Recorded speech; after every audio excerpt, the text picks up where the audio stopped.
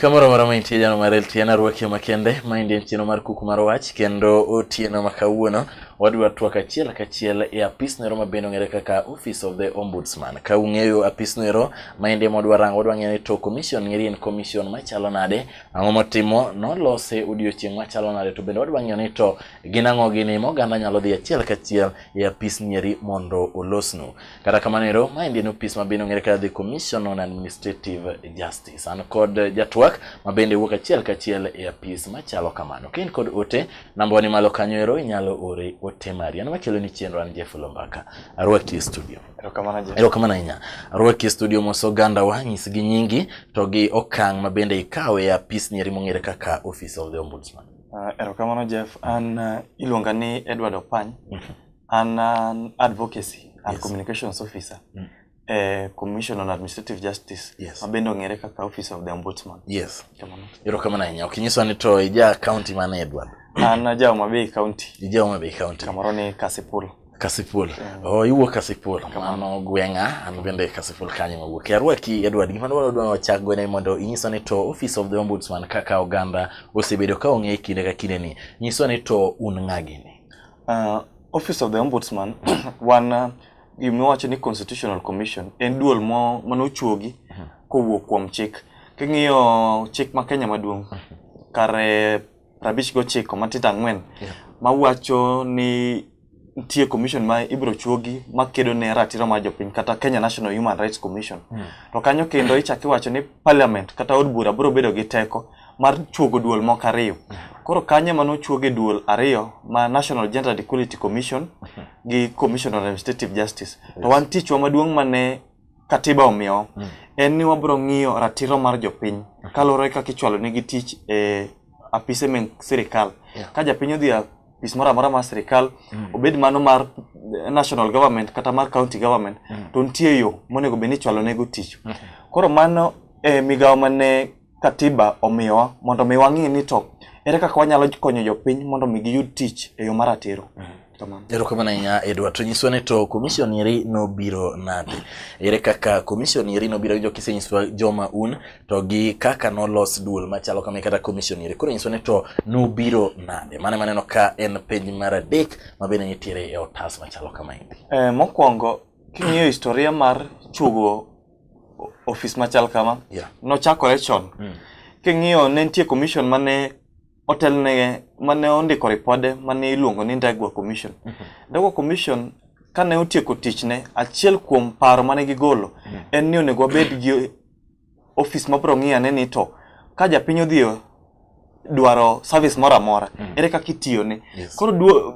Koro kanyo mano ne 1971 obira makoro ne kantie ndalo mar sirikal mar Grand Coalition under Ministry of Justice ne wan gi Public Complaint Standing Committee.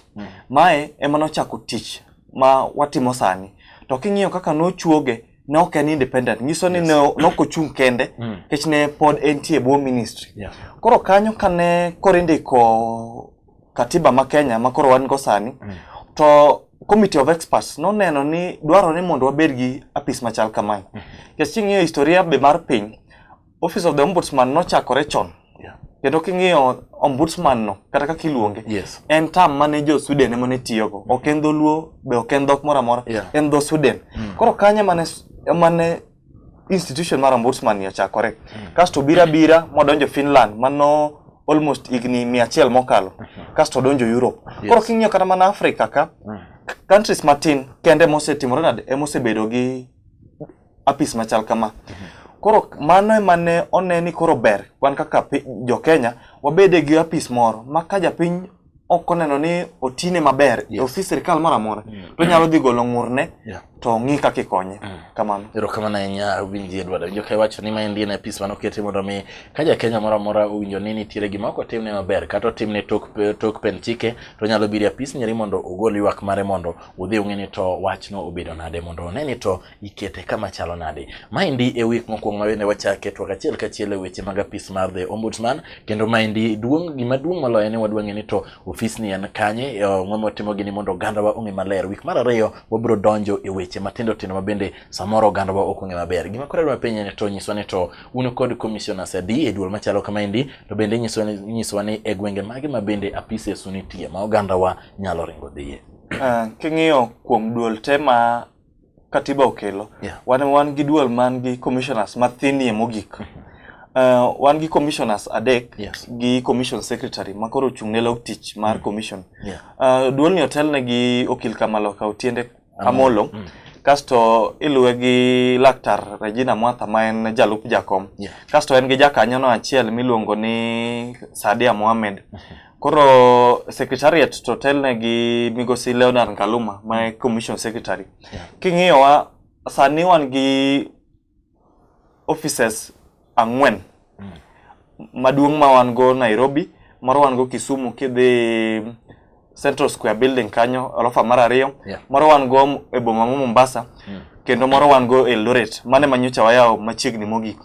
To kendo king'iyo ng'iyo ni wadwa ni wachwal services wadhi machiegni ne jopiny. Koro king'iyo be wantie Huduma Centers mang'eny, wantie Huduma Center ma Nairobi, ma Kisumu, ma Mombasa, ma Eldoret, ma Kakamega, ma Nyeri, koro wan kuonde mang'eny. Kendo sani wasechako twak gi governors, nikech king'iyo bedo ni ok wayud pesa moromo wa koa kuom osuru ma jopiny chulo, to waneno ni ber mondo mi wachop machiegni gi jopiny.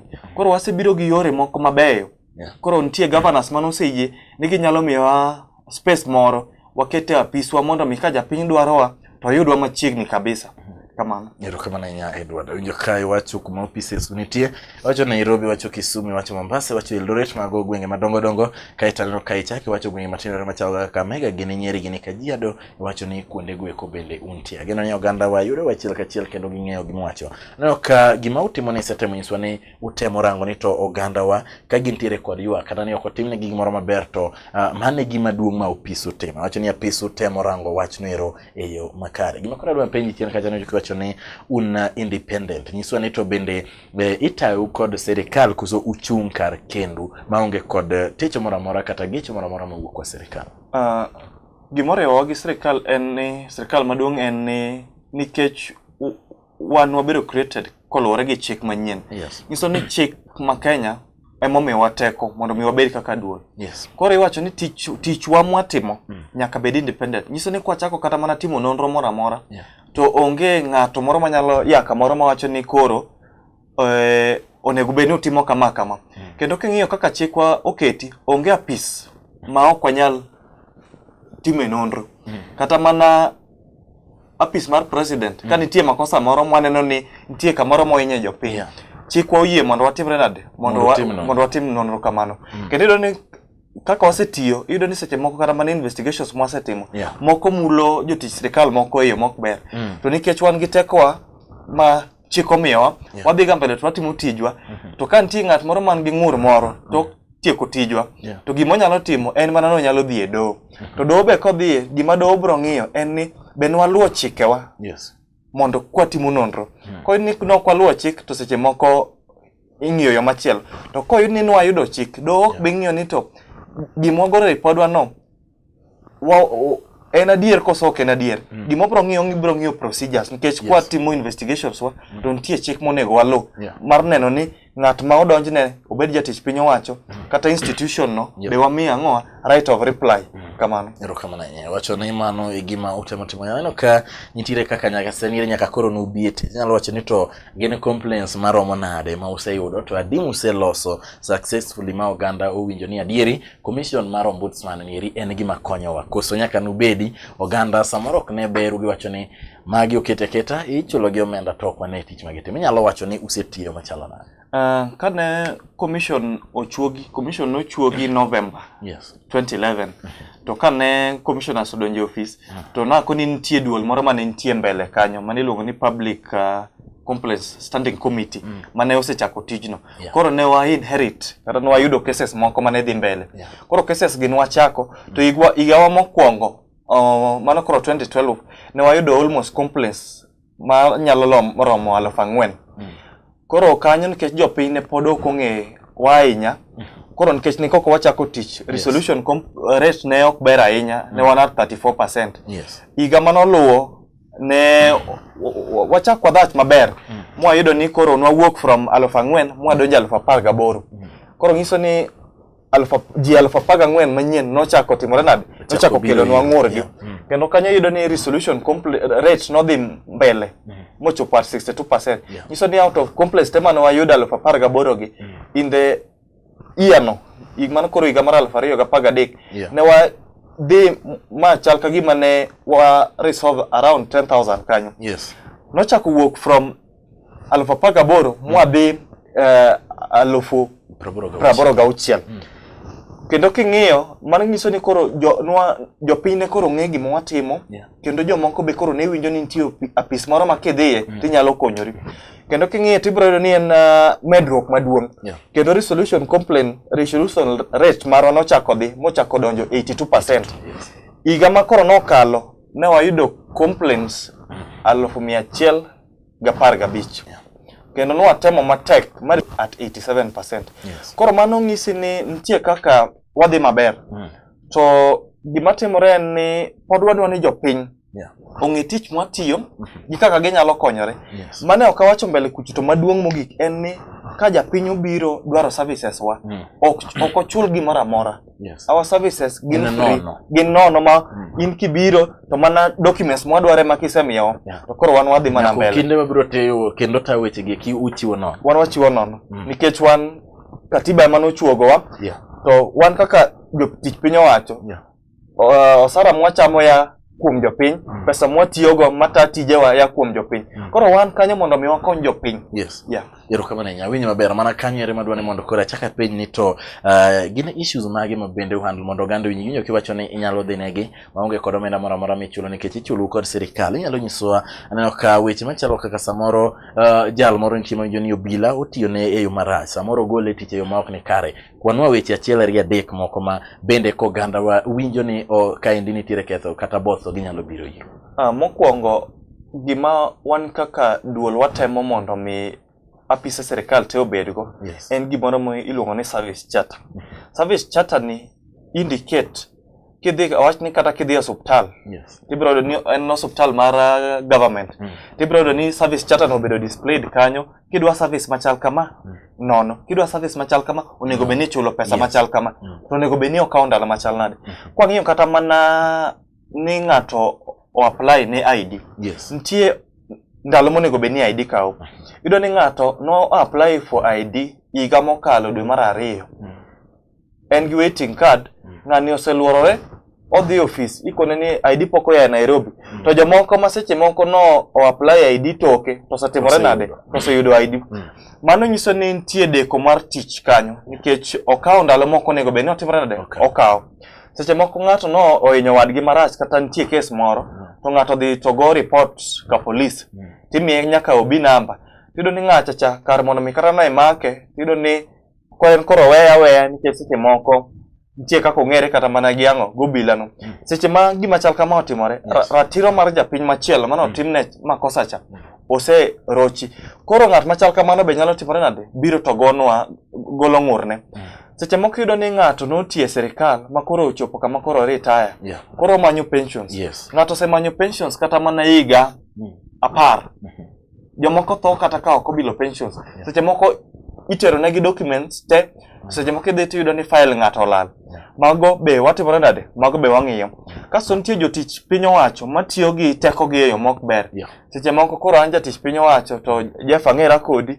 Koro seche moko ki ibiro tiyudo ka tiyo, jopiny koro oriedo, koro rita to an koro wayawo bucha nyuola e apis. Seche moko be ng'ato dhi adhiya kanyo to en ong'awo mana koti to wuok. Samo wuok ni en odhi timo tijege to ka dwe rumo to odwa no time nade ochule osara. Kasedo ni nitie jotich piny owacho be matiyo gi mwandu sirikal marach. Seche moko ng'ato en kata mana jatelo, otiyo kata mana gi gar sirikal e yo moro mok ber. Kendo king'iyo nitie report mane wagolo tok yiero mar 2013 mano yudo ni geche sirikal gi mwandu sirikal mang'eny notigo e yo mok ber e ndalo machal kamago. Koro mage wang'iyo nikech gigi gin gik ma piny owacho keto mondo mi otimre nade, mondo mi okon jopiny. To ka japiny ok nyal winjo maber nikech gigi ok konye to ok ber gik mabeyo. Kasto yudo ni seche moko ng'ato be osemanyo title deed, osetero documents te kata ka registrar, yudo ni nitie badhruok moro, seche moko dhi kuno file olal, maka be wanyalo luwo mondo wang'e ni to ang'o momiyo nitie deko kata koso kawo ondamo ma ng'ato otimo. Gima dwani apenje ni awinjo ka weche gi kiwacho nyiso ni to bang' kuseyudo jok machalo kamagi samoro wach kata ni joma idwa ka tiyo kod nyamburko mar sirikal e yo ma ok ni kare kata joma tiyo gi apis gi e yo ma ok ni kare kata weche mag illegal land acquisition kana to yudo le yo ma ok ni kare giki bende jogi eki useyudo gi mamoko nyaka sani bende nitiere mosemaki kata bende nitiere mosedonjonegi? Kaka watiyo nikech ing'eni nitie duol mang'eny to be wan gi court.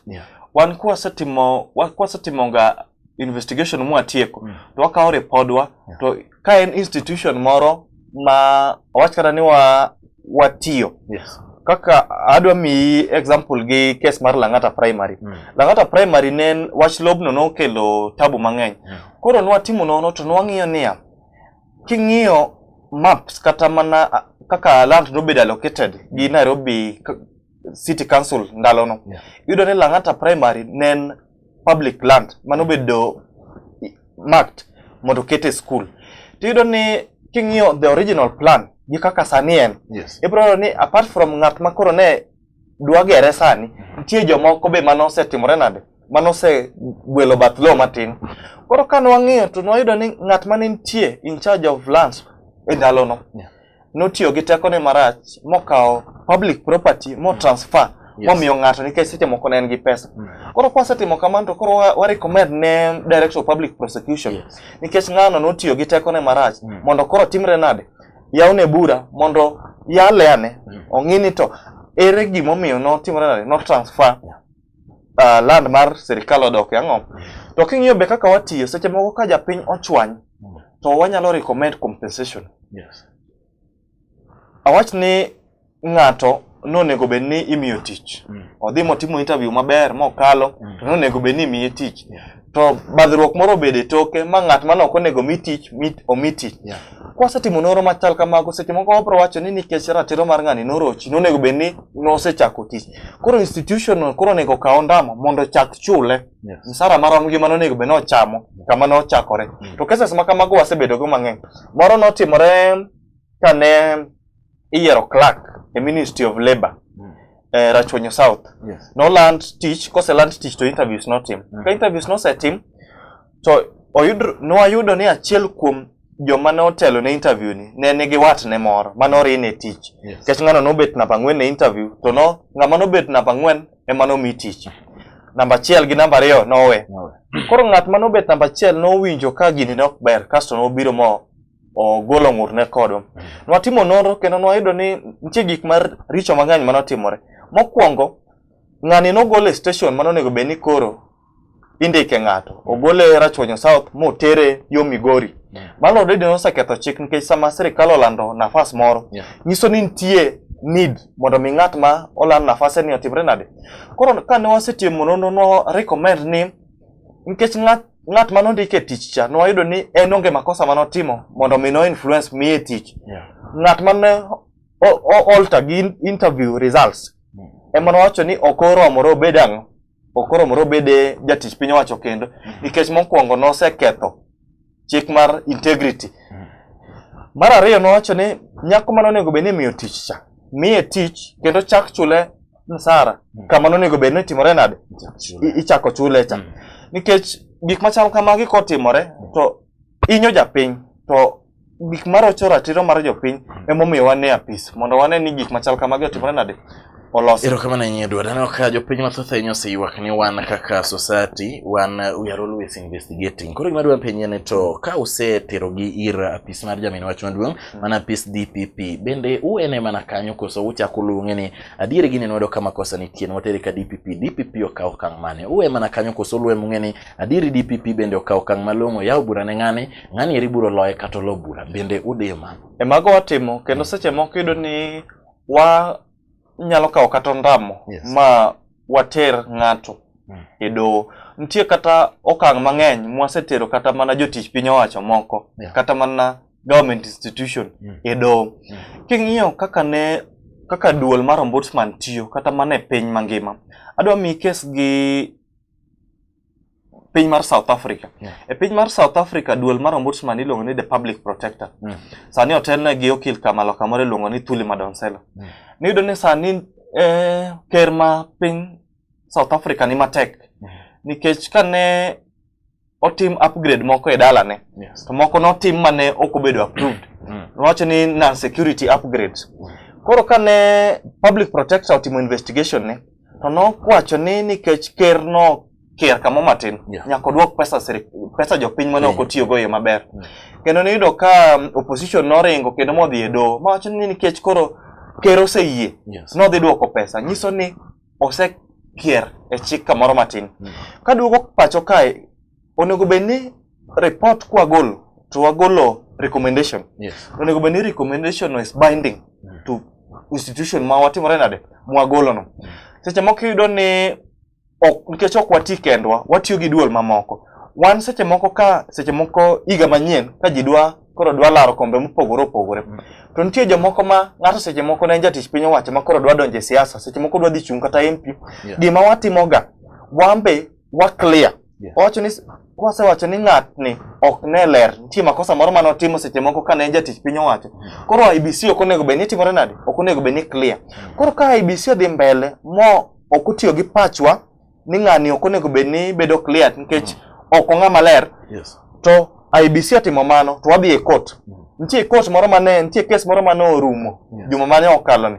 Kama ne watero a sitting MP e parliament, wacho ni IBC notimo makosa kuom wacho no ler nikech by the time mane o submit no dwa bedo MP, ne en ng'at mane otiyo e county council moro machon ma Nairobi. To nitie mibadhi mane omake gi gik moko maricho richo.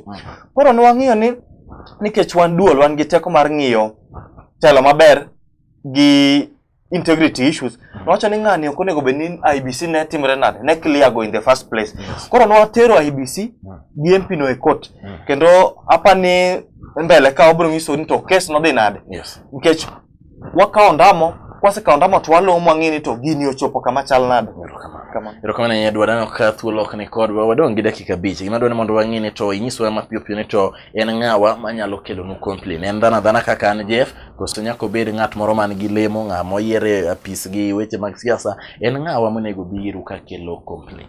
Mokwongo wan nikech watiyo ne japiny. Japiny ma seche moko waluonge ga ni mnyonge.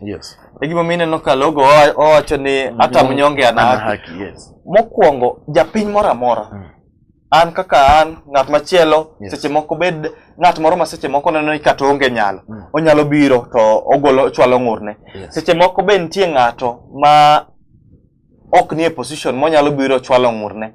Ng'at machielo nyalo biro to chwalo ng'ur on behalf of ng'at machielo cha. Seche moko ng'ato nyalo dhi to omanyo advocate, seche moko be biro to lodge complaint e lo ng'ano. Machielo mbunge moro amora nyalo biro, seche moko nyalo chwalo ng'ur moriwo ji mang'eny. Seche moko e constituency ne, jomoko ma seche moko piny owacho seche moko ok dwa miyo kata mana ID, seche moko wach law moro ma ng'ato oloko from public land to private land. MP nyalo decide to wacho ni obiro mondo mi watimre nade, mondo watim noro machal kamano. Erokamano nya Edward, winjo ka inyiswa ne ng'ata kamoro moro ma intie kiwinjo maber ka ukelo Lwe TV, oyieni mar wuok achiel mondo idhi apises gweko mag the ombudsman mondo owinj ywak maingo. Koro wadwa ng'iyo ni to ere okenge kata yore minyalo tero godo ywak machalo kamagi eki ka bende watieko chien. Ibiro nyiswa ni to gin yore mage ma oganda wa nyalo chopo nwe. Ka indi nyalo nyiso gi weche mag ka ginyalo yudwe yoro simu, yoro ong'we yamo, yore giduto mondo watiek chenro machalo kama indi e juma mokwongo. Mokwongo ng'at man gi ng'ur nyalo biro apiswa moro amora mane wasewacho mbele ka mondo mi ogol ng'ur. Mar ariyo, ng'ato nyalo, wan gi gimoluongo ni email address wa ma anyalo somonu, iluongo ni complain@ombudsman.go.ke. Ma ka in gi complain inyalo andika email to watimore nade to waluwo kendo.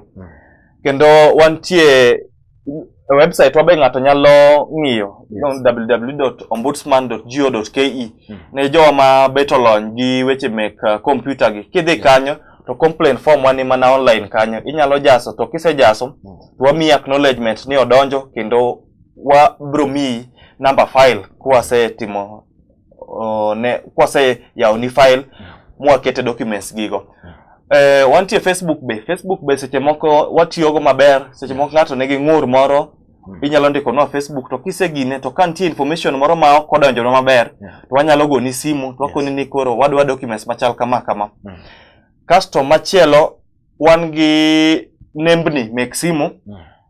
Marwa maduong' miyudo wago en 020 227 0000.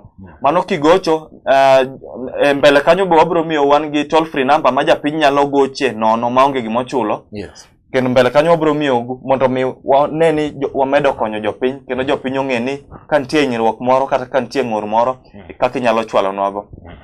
Erokamano ahinya Edward, ageno ni uwinjo wachno maber. Namba go koduto ringo piny kanyo, namba gi 020 kaka wacho 22700000. Facebook nyalo yudo gi Ombudsman Kenya, aito bende iwacho kani website www.ombudsman.go.ke. Mago duto oket kanyo, kendo king'iyo TV mari piny kanyo ibro neno namba go eko karingo. Ma Indian week mokwongo mabende ne watwa kachiel e commission mar the Ombudsman, mabende ne watemo nyisi maendi en commission mochung' ne rango ratiro mari, ng'iyo ni to nitiere kaka ratiro mari ochochi, to kochochi tidhi achiel kachiel kaindi mondo olosni wachni maonge kod chudo mora mora. Edward, agone erokamano bonga kenyo ni week mar ariyo obro chako rango weche matindo tindo mabende oganda wa samoro ok nyal ng'eyo. Nwadwano gikuong ng'e ni to apisu en apis manolos chieng' mane to timang'o. Mano gisewinjo. Week mar ariyo wabro donje weche mabet tek matin mabende wageno ni gibro winjo. Erokamano. Wachni mogik ne oganda ma jo Kenya.